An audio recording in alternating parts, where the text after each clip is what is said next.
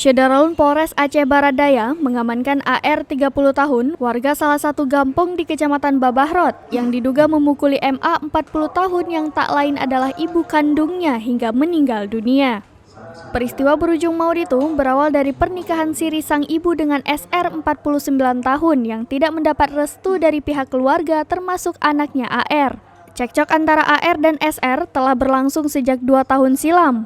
Bahkan pernah dimediasi oleh pihak kampung namun tak kunjung berdamai. Sampai saat ini belum diketahui pasti apa penyebab meninggalnya MA. Informasi yang beredar, MA dipukul oleh AR.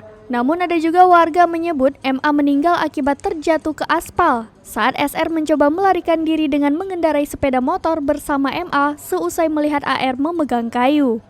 Namun, pasca kejadian itu MA mengalami pendarahan dan kemudian meninggal dunia setelah sempat mendapat perawatan serius di RSU Tengku Pekan.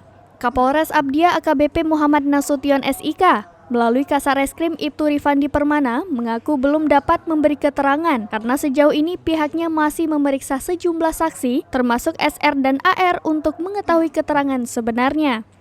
Kasareskrim Ibtu Rifandi Permana pun berjanji jika BAP selesai, maka pihak kepolisian akan menggelar konferensi pers.